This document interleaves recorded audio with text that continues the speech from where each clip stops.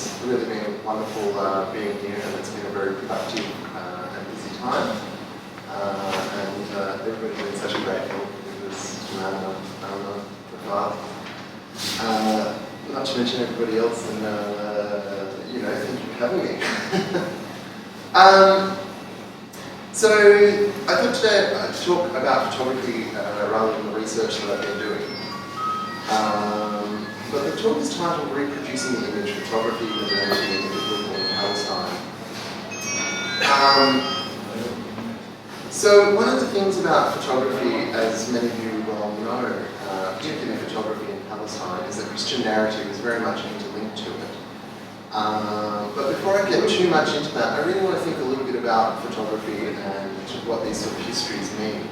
It's very easy for us today to take the image for granted, but the first photograph of Palestine was actually taken in 1839, which was the same year that the photograph was sort of formalised as a technological process. This is actually the result of that very first image. It's actually a slightly poor reproduction of an engraving which was made from that very first photograph by Frederick Fesquet.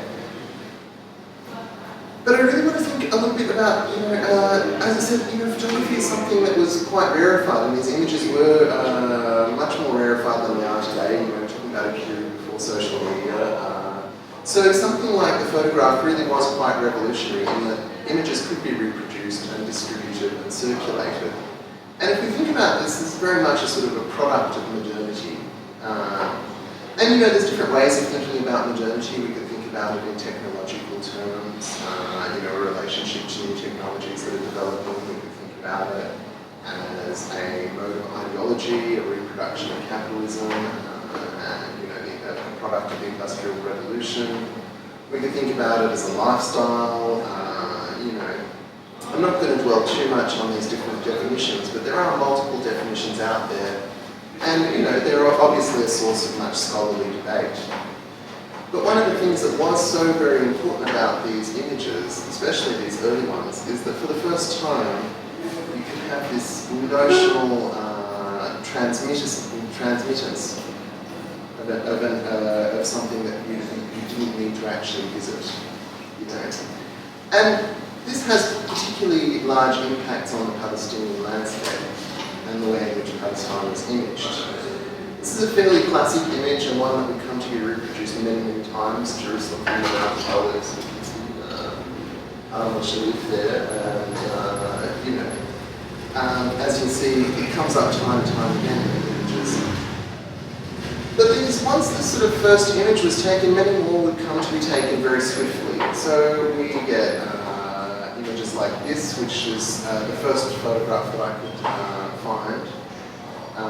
This one's taken in 1842.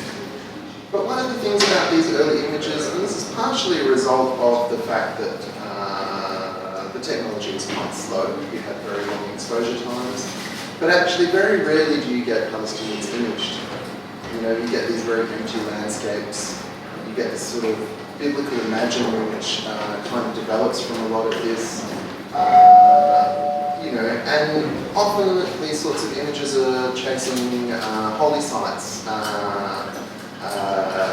attempting to trace biblical narrative. This one is by Joseph Philibert Giraud de Pongy. As I said, 1842. One of the first really sort of important photographers in Palestine is August Salzman. And the thing about photography is that it starts to get deployed in different ways as it develops as a process. One of the things about Salzman, and again we have another image taken from the Mount of Olives looking across at the old city. This one's from 1856. But for him, photography was seen as something that had a notional sense of truth. What you see is a truthful reproduction of something. And I think this sort of starts to, play into a lot of his methodology. For him, he's very interested in archaeology. He did train as an artist, but a lot of what he was interested in was tracing these biblical narratives. And one particular narrative, which was this sort of idea by Louis Félicien Cagnard de Saulcy, who claimed that the physical remains of Jerusalem dated from the time of King Solomon in the 9th century Christian era. We clearly know that this isn't true. The physical remains of Jerusalem are much later than that. But I think that this sort of use of photography as an idea that we can actually somehow get to some sort of biblical, trace some sort of biblical past is a really important one. So scholars like Zananiri refer to this process as biblification, which I think is a good way of conceiving of a lot of these ideas. And like I said, particularly in these early photographs, we tend not to get too many people. We would start to get people later on imaged in these photographs. But I think it's a very important thing to think about the emptiness of these landscapes, because it creates a certain European biblical imaginary that imagines Palestine as an empty place.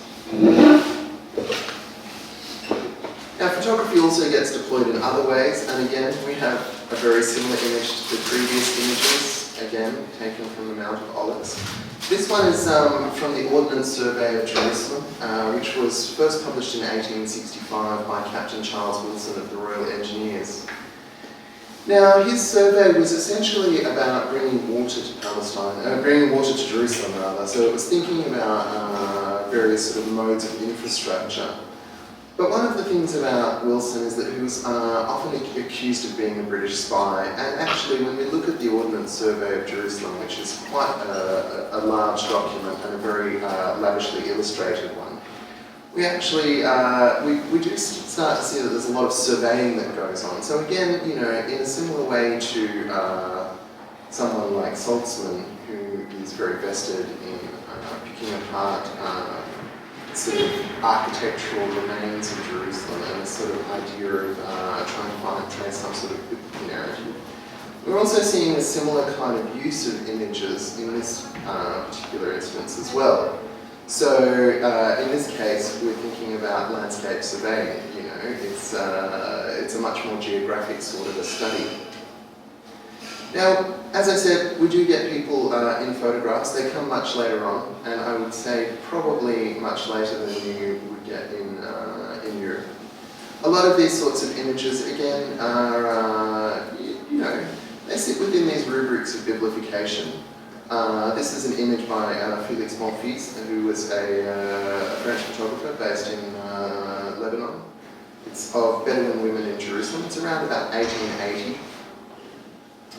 I think one of the things about the ways in which people get imaged is that they actually start to play out similar tropes to some of these landscape images. They're these sort of abject relics, something that's left over from a biblical age. I mean, these don't look like happy people.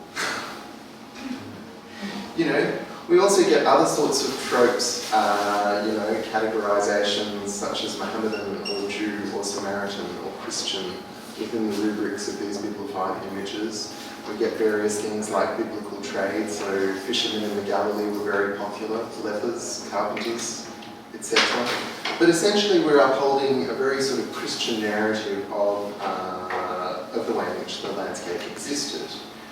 And I think, when we start looking at some of the growth of indigenous photographic studios in Palestine, we start to see quite a shift. This is another Bonfils, here working in a slightly more anthropological or ethnographic kind of a mode. This one's titled Girl from Bethlehem, circa 1880. And I wanted to compare this to another image. So we have the Bonfils on your left, and then we have the Khalil Ra'ad on the right-hand side there. Now both of these are actually titled the same, Girl from Bethlehem. Admittedly, the Khalil Ra'ad is slightly later, this is around about 1900. But I think the two images are a very big contrast.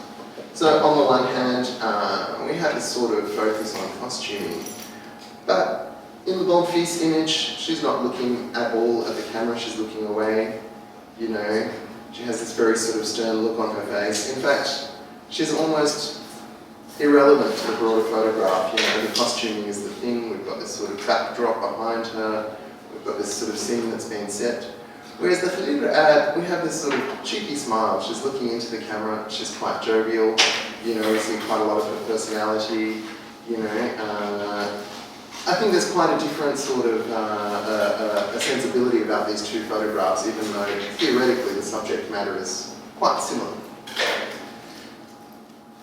I'd like you to just kind of shelve this in your minds for a minute, because we'll come back to this this question in a little bit.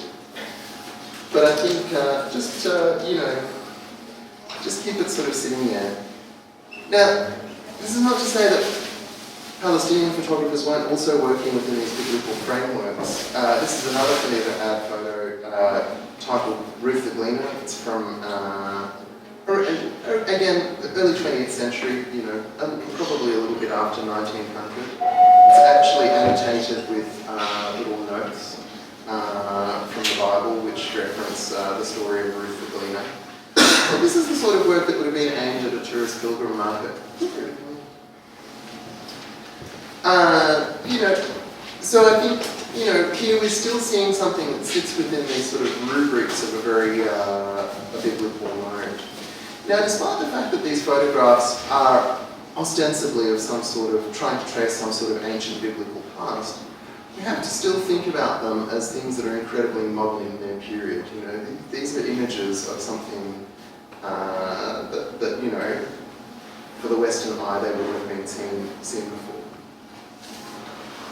There's also other sort of modes of imaging that sort of sit alongside these sort of more photographic ones. This is taken from a Victorian reproduction of Bruno Piegelhein's Cyclorama of Jerusalem on the day of the crucifixion. Now, the panorama was a sort of a proto-cinematic form, so it's essentially a large-scale painting that's 360 degrees. This one in particular was about 11 metres high and just over 100 metres in circumference, so we're talking about something that's incredibly sizable. But this is one of the first instances in which we start to get this sort of sense of a very populated space within the landscape. If we actually look at, I think this is quite an important one as well in terms of its sense of population, because if we actually look at the people, they're actually sort of wearing a version of 19th century Palestinian costume. You know, this is still a very sort of European imaging of the landscape, and part of his process was to come to Jerusalem in the early 1880s. He spent 2 years here taking photographs which he stitched together into this, this sort of broader panorama. But it's one of the few instances in which we really do get a sort of a sense of a populated space in Jerusalem in Western imaging. Now, this is where we start to get into sort of a question of dynamics between urban and rural and the ways in which modernity affected different parts of the Palestinian population in different ways. This is a photograph by Frank Spontan. It was taken in a village in Azur. He was working in Palestine between 1921 and 1923. And one of the things that's quite valuable, in my opinion, about Frank Spontan's work is that he had quite a documentary approach. If we think about a lot of those earlier images, they're in studios, they've got backdrops, you know, they're quite sort of staged sorts of images, whereas whatever else one says about Spalton, he very actively travelled around the country and took images of people in situ. Now, I think, you know, in some ways this is something that sort of sits within this rubric of a biblified image. You know, we have these sort of traditional costumes, we have this sort of very traditional setting, we've got the suburb edge, we've got the, you know, the tree. You know, it's in some ways it's a very classic sort of image. But he did also show other sorts of images, like this one here, which was taken, it's untitled, but it was taken somewhere down near Jericho. And this is a Rari show, so you would actually look through the holes on that machine, and there'd be little moving image picture shows. He took other images like this one here. These cool dudes hanging out in their sort of car. You know, so he does, you know, give us quite a sort of a a good snapshot of Palestine in that sort of early British Mandate period. One of the things about his photos is that he really did travel around quite a lot and had this sort of this sort of sense of wanting to capture a bit of everything. So we do get sort of some very interesting dynamics in thinking about these photos, particularly in terms of urban and rural divides in Palestine, the ways in which modernity are affecting people in different ways, from motor cars to these Rari shows. We also have people like Garabet Gregorian, and this is a portrait of Dr. Qattan, taken around about 1910. And I think these sort of studio portraits, even though they're sort of using a similar methodology to someone like Bonfils, in some ways they start to tell quite a different story. You know, we have this sort of sense of a very dignified man, and I'm sure many of you know much more about Tawfiq Qattan than I do, but for those of you that don't, he was a medical doctor, but also an author and an ethnographer. His collection of amulets are in the Birzeit Museum. You know, he was very much involved in a lot of scholarly activities and early writings on, you know, and documentation of Palestinian folklore. But I think embedded within a sort of an image like this is actually a real sense of Palestinian modernity, which differs quite a lot from the sort of, you know, these Western authored photographs that came before. But also within them, I think we also get a bit of a sense of these urban and rural divides. We get a bit of a notion of some of these Palestinian class divides. And, you know, to come back to this idea of modernity, I think it's sort of quite a valuable way of thinking about the ways in which modernity is functioning in many different ways. Now, Palestinians, apart from this sort of, you know, tourist pilgrim markets that existed and things like that image, Ruth the Gleaner, were generally, Palestinian photography was much more concerned with people and events and the things that were going on around them, in much the same way that photography was used elsewhere to document those particular stories, if that makes sense. So here we have another image by Theodore, which is the Arab battalion in the 4th Ottoman Army, and this was the inauguration of the railway station at Birzeit on Hijaz line. It was taken in 1915. And I think it gives us, again, a very different sort of sense of Palestine from those sort of, those more biblified Western images. Now, to come back to that question of costuming and the two girls from Bethlehem, I thought I'd throw in, this is one from my own family archive actually, and this is a Gregorian image. I'm not sure who the person on the left is, but the person on the right is actually my grandfather. And I think this is quite a humorous image in some ways, dressed up in women's clothing. It actually kind of really undermines some of these sort of ideas of what costuming means within these frameworks of a lot of these sort of Western authored photographs, not to mention some of these Khalil Ra'ad photographs. In some ways, an image like this, which, you know, is quite a humorous image, isn't it? It's sort of, you know, it sort of upends what, you know, what sort of, you know, what these sort of little signifiers and these clues that we get within these sorts of images. Now, I mean, this is a particularly quirky image, and while I've seen quite a number of images in various people's family archives of people dressed up in traditional costume, this is the only one that I found of a bit of, with a little bit of cross-dressing. I thought we'd have another look at a Gregorian image. This is Mr. Zahir and his daughter and son. Again, it's another Gregorian. And, you know, I think an image like this, you know, I often show this when I am talking about photography in Palestine in the West, because I think, you know, apart from the sort of signifier of the tabush, which really marks it as, you know, coming from a sort of a post-Ottoman space, really this is the sort of family portrait that you could find anywhere in the world, whether it's North or South America, whether it's the Middle East, Europe, Africa. You know, this is such a sort of a classic sort of mode of being, in some ways I think much more academic attention needs to be paid to some of these sort of fairly sort of simple photographs. The other Palestinian photographer that I really wanted to have a bit of a chat about is Karim Aboud, and I've only become a bit more familiar with her work in the last year or two.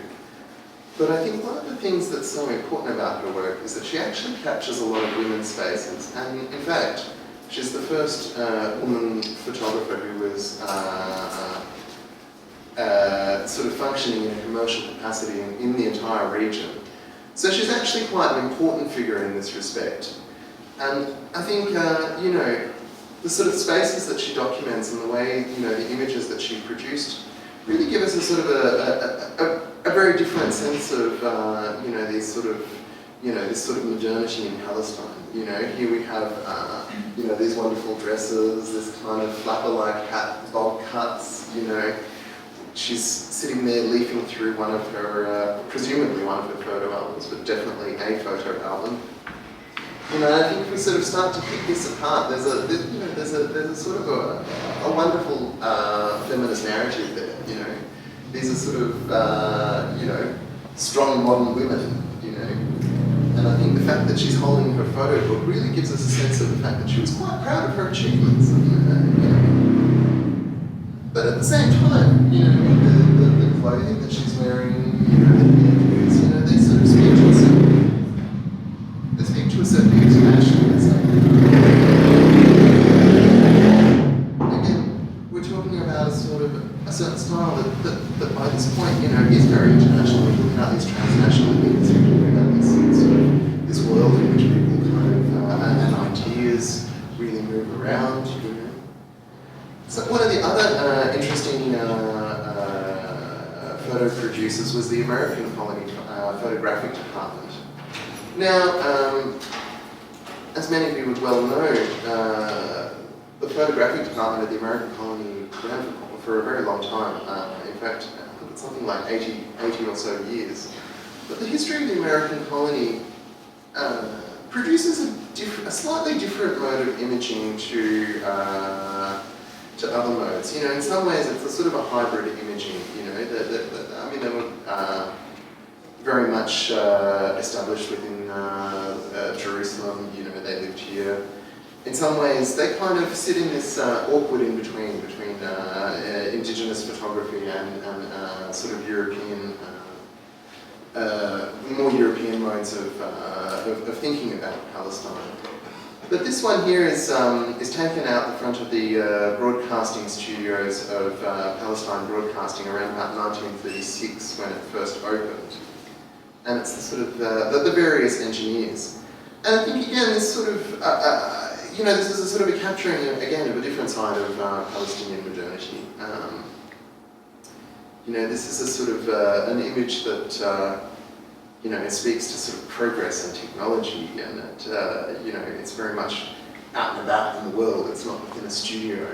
But I think the other thing about the American colony that's particularly interesting and would have affected a lot of their photographs is that they often had contract with foreign news services. So, for instance, they sent a lot of photos to the Boston Globe, to Reuters. So in some ways, their sort of attitude to photography is a little bit different. But the thing that I like about this is that it engenders so many different levels of modernity, from thinking about radio and communication and technology to these sort of wonderful suits, to this sort of optimism, despite the fact that this would have been at the same time as you know, the revolt in 1936. You know, it's part of a broader nation-building project in some ways. Now, just casting our mind back to a few of those other images, I thought I'd talk just briefly a little bit about the impacts of some of them. This one is actually a film still from Cecil B. DeMille's King of Kings, which was released in 1927. And I think the ways in which some of these 19th and early 20th century Western authored photographs impacts on cinema is quite important.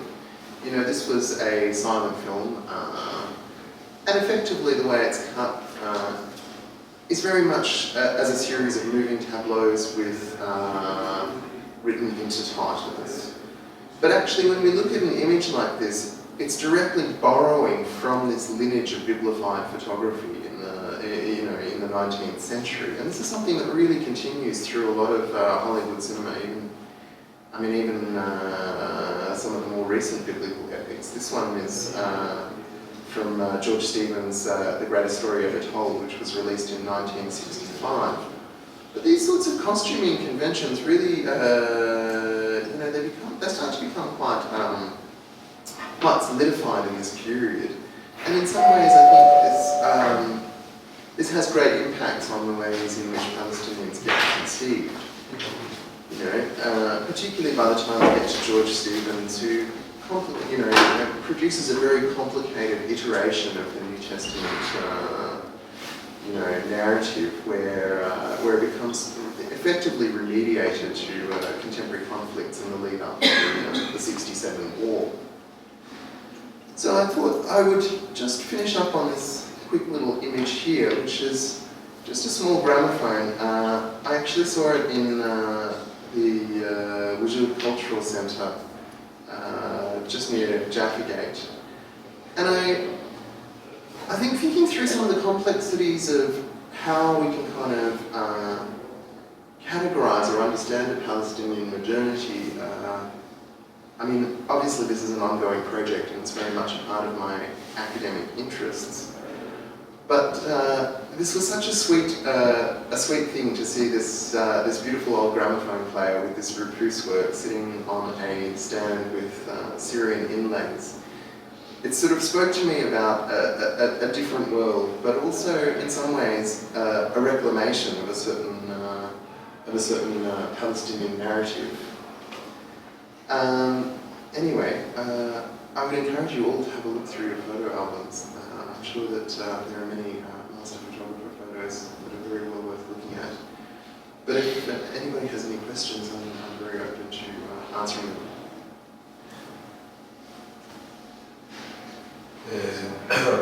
In the beginning, we showed an approach from the projector two photographs, the left and the right one. You should remember this. Which of them do you prefer more? Which style? Well, I'm much more interested in someone like I'Ad because I think the one to our right? Right, to your right, yes. Why? Because I think there's a whole series of questions that are embedded within that photograph. With something like the Bonfils photograph, I think it's a... Because it's more personal that way. Well, I would say that this is, The other one shows the portrait more than the costume. Yeah, but I think that this is an interesting thing. I think it's you the other one, and it's not interesting. I'm not saying it's not interesting, but why I'm saying that they're different. Why do you prefer the right? Well, the one on the right. Why? It's a matter of taste. Well, partially a matter of taste, but also I think I think the I'Ad photograph, there's a whole series of questions that exist there. Is this her going and getting dressed up in costume? What was happening on that day? What's the motivation behind this photograph? Whereas I think the Bonfils photograph, it's essentially a fairly flat image to me. It's something that's highly constructed. It's not to say that the I'Ad image isn't constructed, but the Bonfils image, it's essentially an image that's made for tourists.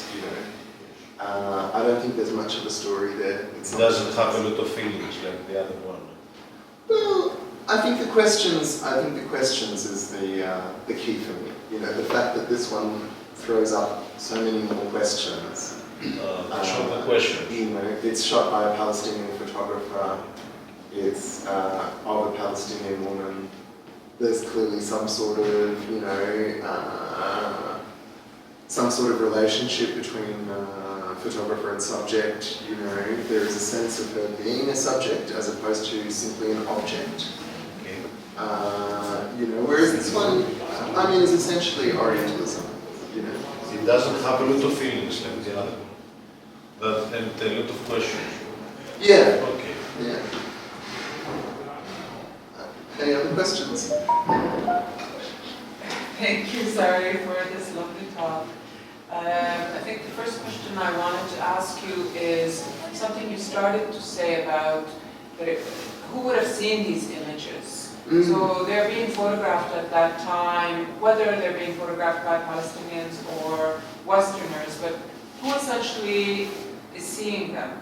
Aside from, I mean, Karim Aboud, who's probably, you know, photographing for families or for, you know, some of her studio work was probably commissioned by families. But in general, who is seeing the photos? Well, I would say that there's a whole strain of different photographs. So, I mean, obviously we get things like, you know, the family album pictures, which would have been fairly private. You know, they're probably not things that would have been distributed that much, or they would have been distributed within intimate networks as a carte de visite.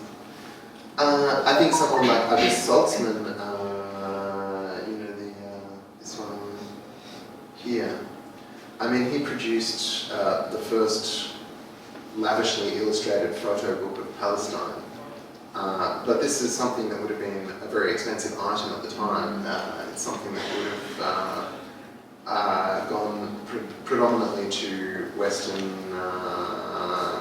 audiences. It's not at all made for Palestinians. You know, you would have had to have been of a certain class to be able to afford to buy this book. You know, whereas something like these Bonfils images, or even the Khalil Ra'ad, Ruth the Gleaner's image, you know, they were made for a tourism market.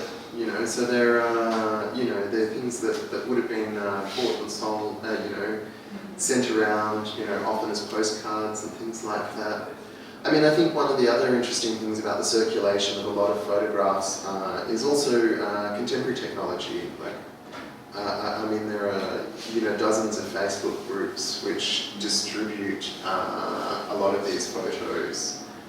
So the British Mandate Jerusalem Photo Library would be one that immediately comes to mind. It's a wonderful Facebook page. But, you know, I also think there's something very interesting in a project like that, because it's also reappropriating these sort of these images, which often have quite colonial narratives. So in some ways, you know, they sort of act as proof. For a while I was doing some research on a series of art exhibitions that were held in Australia through the sort of mid-70s to the early 2000s. And they were run by it started with the PLO Information Office and eventually became the Palestinian Embassy. But actually they were working with a lot of these images, and I mean, to be honest, I find images like this quite problematic in some ways, you know. But, you know, for the curator of those exhibitions, they became a mode of proof that Palestinians existed, you know, within rubrics of Zionist narrative. So I mean, I think that there's sort of almost two questions embedded within that. You know, on the one hand, we've got you know, the initial circulation of these images, but on the other hand, we also have contemporary circulations of those images, and a question of how they shift over the decades. That sort of answers your question. Yes, I mean, you also answered the question I was going to ask you next, which is how, in your opinion, would these images at the time played a role in the Zionist narrative and in the, you know, colonial narratives? Yeah, absolutely. I mean, I think, I find biblification highly problematic. Like I said, you know, it essentially engenders the erasure of Palestinians in this European biblical imaginary. You know, and I think in some ways this sort of lends support for the matter, you know, when, you know, many decades later. But I mean, I think this is a process that happens over, you know, a 110-year period before we even get to 1948. Like the erasure really starts, you know, in the 1830s, in my opinion. So I think there's a sort of a very sort of colonial problem with the ways in which Christian narrative gets deployed by Western Christianity.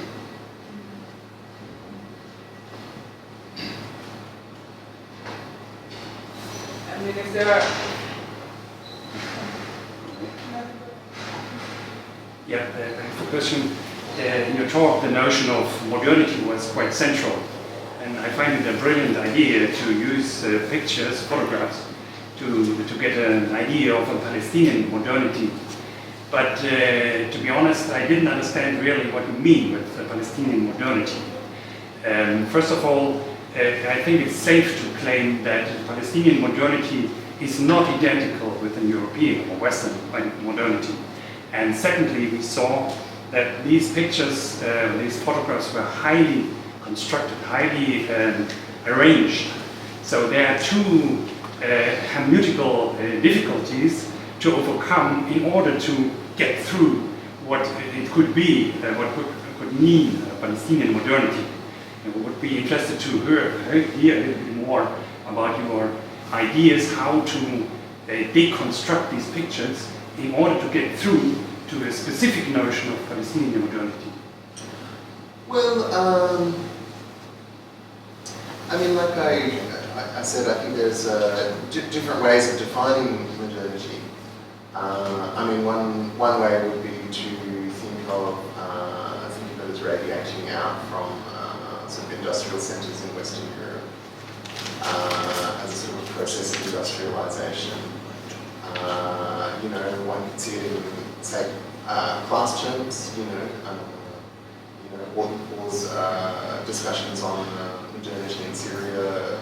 I mean, his claim is that modernity is something that's reproduced by the middle classes. You know, it effectively talks about it with, almost within a sort of a lifestyle kind of lifestylist kind of centered idea. But I would actually say, I mean, in my opinion, these images are products of modernity. You know, they're products of colonialism. They're things that enable colonialism.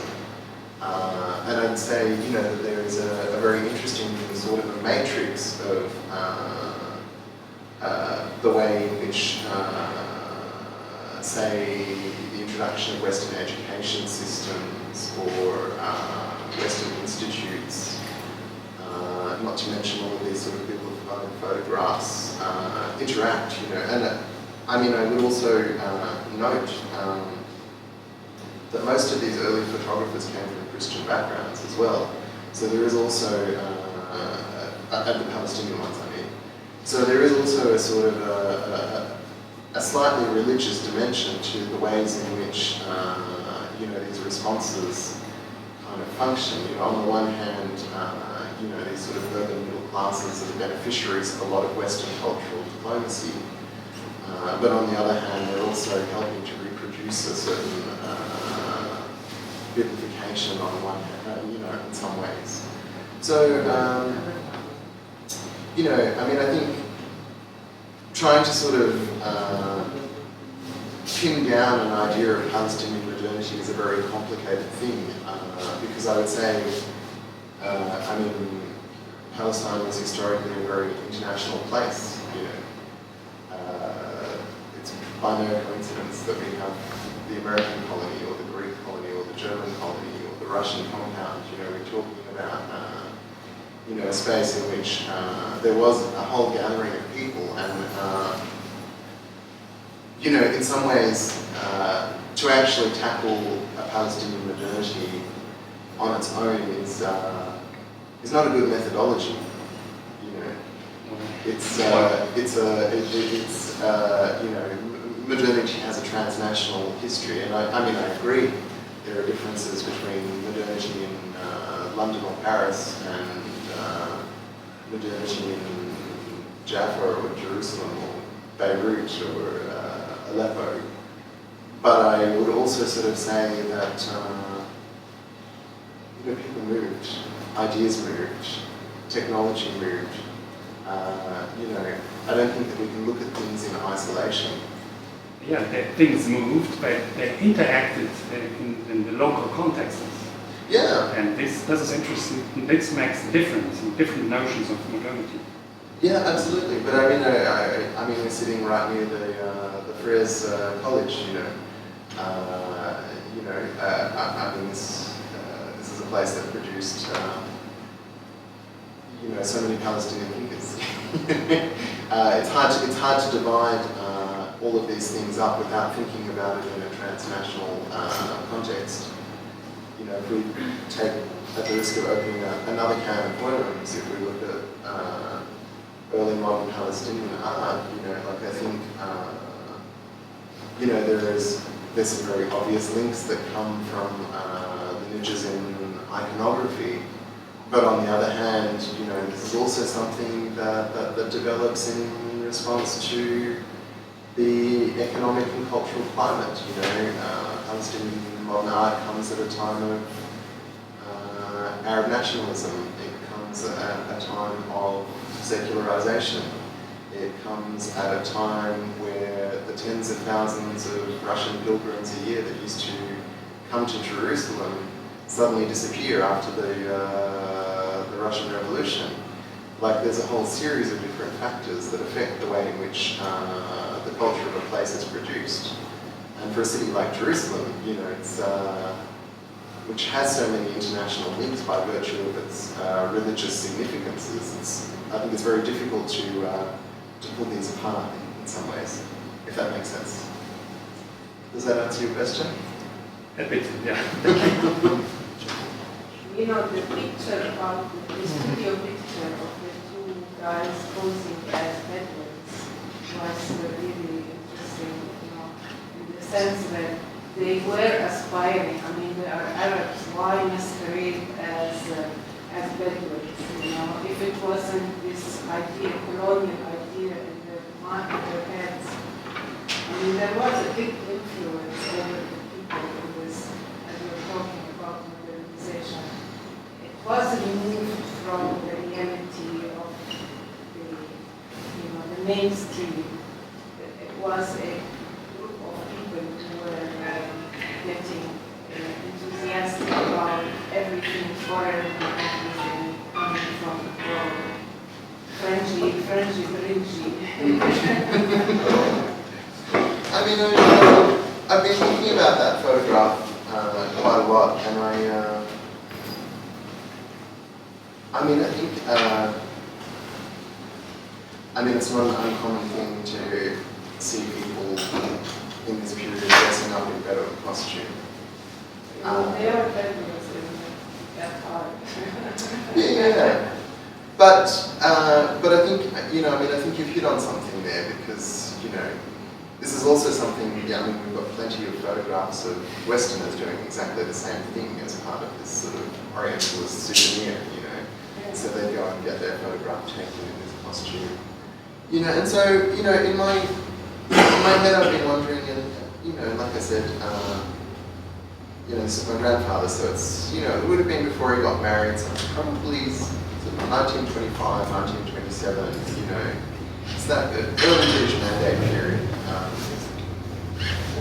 And I sit there and I wonder, is this just something that's funny and humorous? Is this something that is reproducing what Western tourists to Jerusalem would be doing? Is this some sort of nationalist statement? I really don't have an answer, but it's something that I have been thinking about quite a lot, and given it is such an unusual photograph, yeah. Sary, I mean, in an earlier just a conversation with you before this evening, we were also talking about how, while they might have been imaging and copying what, you know, seeing what Westerners were doing, there still probably remains something unique that's quite uniquely Palestinian about this, and maybe it speaks about the relationship of how people were, like we saw it as what we see it in this image, we see it in the image of Karima and her cousin.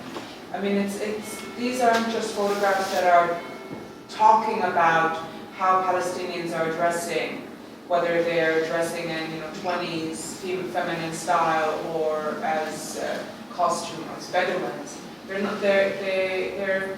Perhaps they're going one step beyond that and also are revealing something about the relationship between the people, the relationship of these two gentlemen, the relationship of Karima and her cousin, and many other hundreds of photos that don't just present us with the surface of what we're seeing, but are in fact, if you read into them, if you look beyond the costume, then maybe they're also revealing something about the relationships. Do you think? I mean, this was a conversation that we started to have earlier.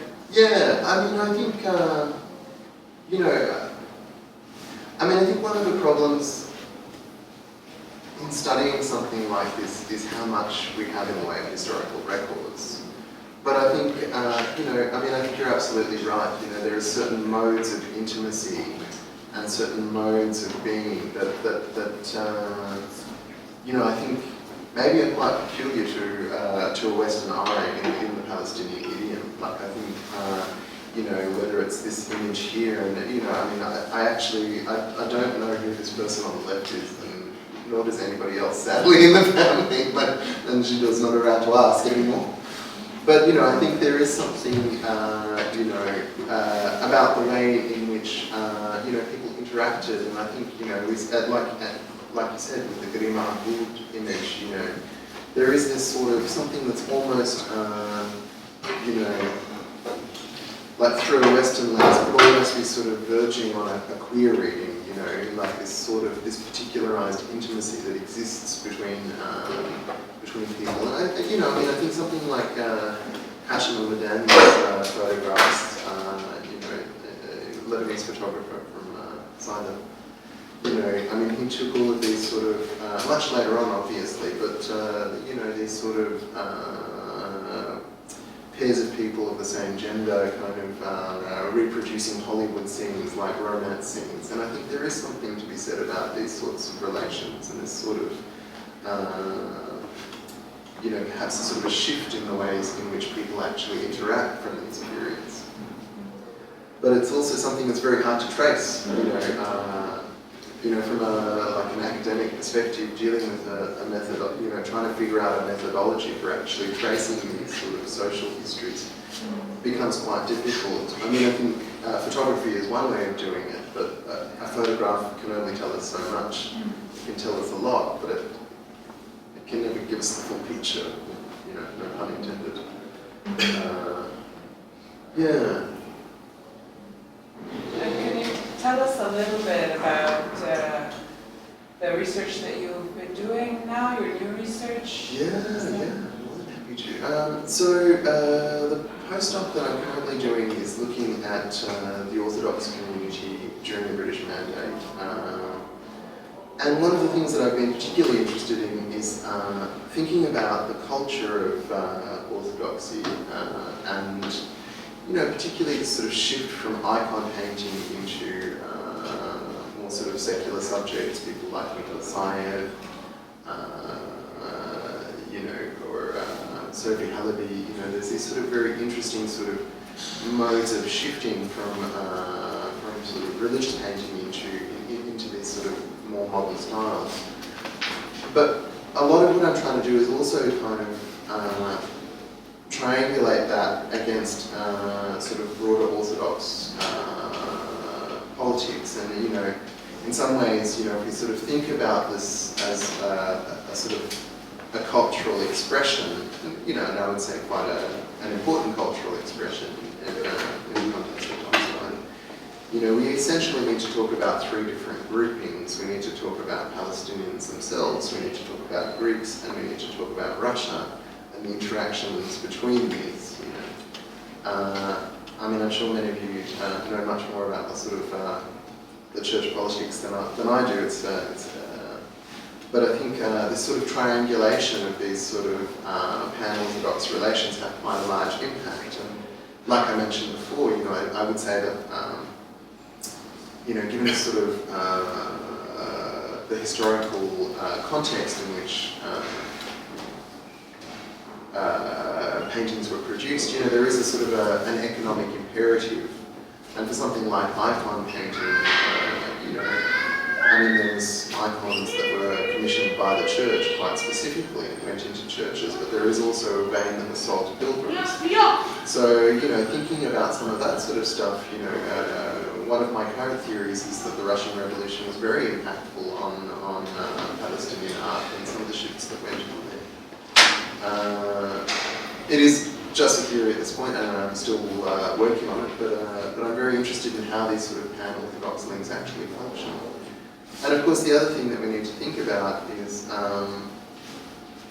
this sort of, during the British Mandate period, it wasn't just tumultuous here, it was tumultuous through, much of the former Ottoman Empire, not to mention Russia. So we're also talking about a period in which a lot of dynamics are shifting. We've got this rise of Greek nationalism, in the 19th century that eventually creates modern Greece, very much in opposition to the Ottomans, as you would well know. Some of those sorts of impacts, I think, are also quite strong in different ways, in that if we think about the sort of the Greek stranglehold on the Jerusalem Patriarchate, we're also sort of starting to see shifts there which parallel other shifts here. So I think a lot of what I'm trying to do with that is sort of try and ground cultural production in British Mandate Palestine within these sort of broader political histories. What is the conclusion about all of this research? You're trying to combine Greeks, Russians, Palestine. There is no conclusion yet. I'm at the very beginning. But you started a big research, a huge research about all these infections and the combination of a multiplex combination about Greeks, Russians, Palestine, and also political, churches, religion, art. What's the purpose of this? You understand me? To find, for example, why from photography we have now modern art. What's the reason of all of this? You understand me? I'm not sure I do quite understand the question. What are you going to try to find? This is the question. Well, that's not a question I can really answer at this point, because it's I'm just in the very beginning stages of this project. But we definitely know that these orthodox networks were quite strong. We know that, for instance, various priests worked within religious networks to various political ends, so there's a sort of a mode of cultural diplomacy. We also know that in this period there's a whole series of clubs, societies, associations that were developing. Scouts. The reflections about the nations. The reflections about the nations, how they combine. What I'm interested in is trying to sort of track three things. Okay. So one is cultural production, what was being produced here, how does that relate to, and how that relates to cultural diplomacy. So what were these various orthodox networks doing? How were they behaving? How was Palestinian culture being circulating outside of Palestine? How is that being used to political ends? Because my suspicion is that it probably was being used to political ends, but it's a suspicion. It's a hypothesis at this point. It's not something that I've researched.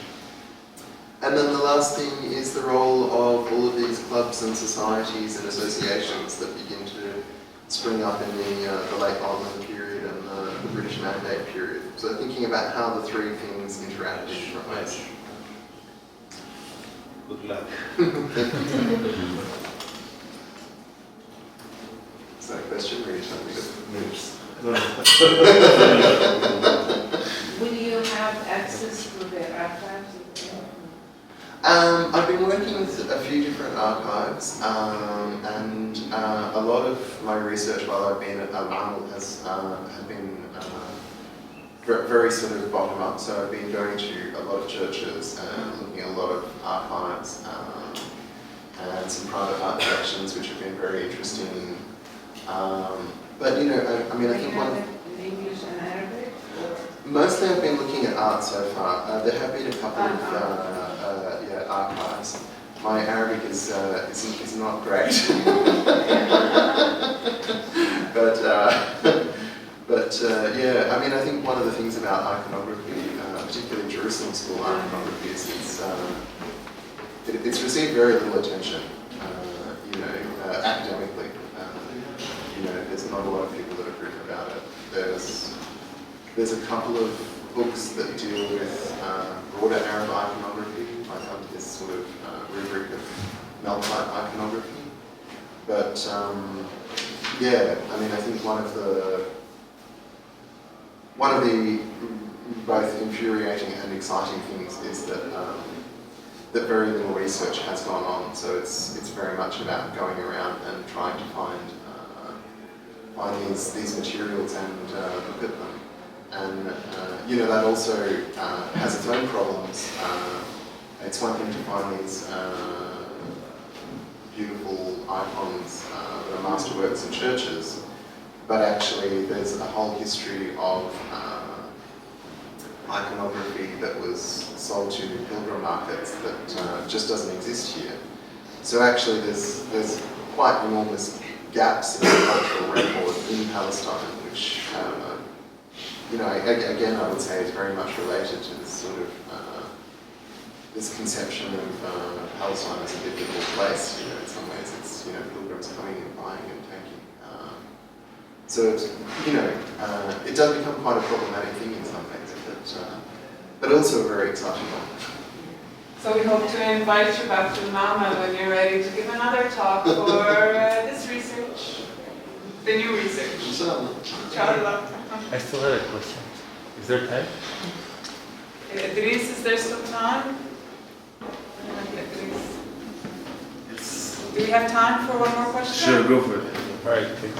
Did you encounter any evidence of any kind of resistance whatsoever towards the medium of photography by local communities based on the fact that photography inevitably produces figurative images, and these are traditionally prohibited within the religion? No, not at all. Not at all? Not at all. I mean, yeah, there's no evidence of it in the photographic record.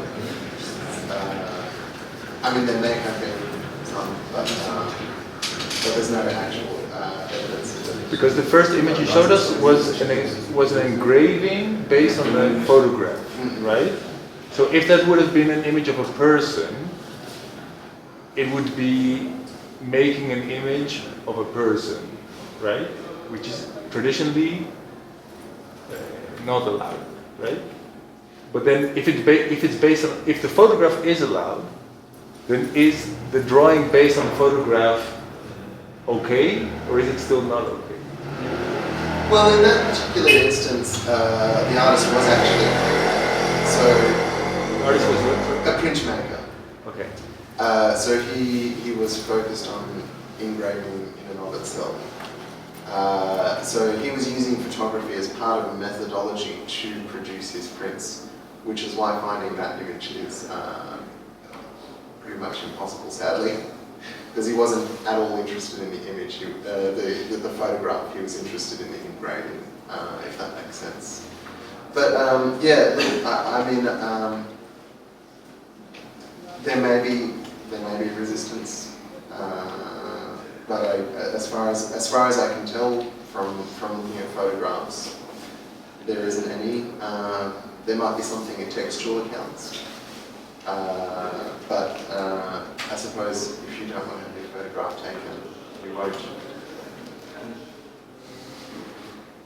You know what I mean? No. The last line I went through. You know, if there was resistance, if you don't want to have your photograph taken, then you won't have it taken. Right, but maybe somebody wrote, so maybe a photographer noted in his diary, today I went past this in this village and I wanted to photograph the people, but they refused. Yeah, right? yeah. But there isn't any of that. As far as I've seen. Right. But, you know, textual accounts would probably be the only place that you'll find that. May I add to something? There is a woman who's doing research on early Bedouin photography, and she says that it was a medical doctor who was also allowed to take pictures of the Bedouins, and it was basically not possible to take pictures of the Bedouin women. And it's still, I traveled a couple of times to Sinai and stayed with the Bedouins there nowadays, and nowadays it's also basically prohibited to picture them. So I think it could also be a gender question and not a question of if it was written down or not. Well, it depends, you know. So, It depends. I'm a photographer. Doing photography of Bedouin women, you can. You can't. You can? I've done doing cheese and shaking the yogurt. Yeah, I've done that. I asked if I can take a picture. So politely, I took the picture. I don't think, as he said, you know, if you don't want your picture taken, you just don't want your picture taken. Don't take it. but also your father had a studio, Isa, so did he ever encounter any resistance? He was a photographer. No, he had a studio, so Yeah. whoever wanted this picture taken, like your uncle, your grandfather and his friend. Sure. Yeah. There was an Armenian who came here, he showed me a picture that was taken by my father. And it's a whole family wearing a traditional Bedouin dress, while the family usually wears the regular, the usual dress, yes. And all the studios in Jaffa Gate, outside Jaffa Gate, there were like 5 or 6 studios just outside Jaffa Gate.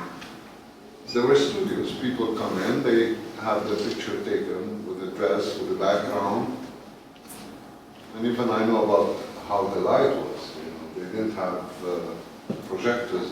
They used to use the natural light. They used to have the ceiling open, so they moved the lights to have Was that more for tourists? For then Palestinians? This picture that I saw from this Armenian guy, he made a lecture on photography, about Armenian photography. The picture was taken by my father. It was in the back, it says the studio that produced this picture. Something you didn't know. Huh? But could it be... Not you. You didn't know that. He didn't know that about the light. Understand? About the lights.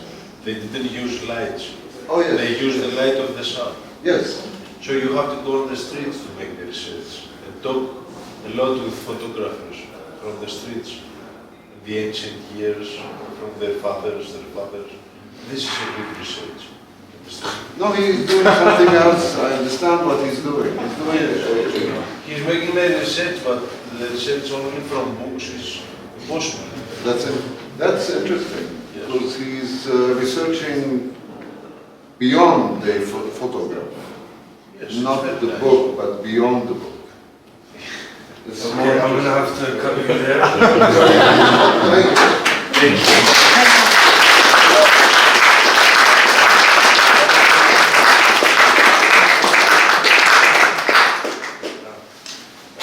Please come have some drinks. We're gonna set up downstairs. There's a concert that's following with the Qattan and Oud, who's playing Oud. So stay around, there's some food as well if you want to eat. And thank you so much, Sary.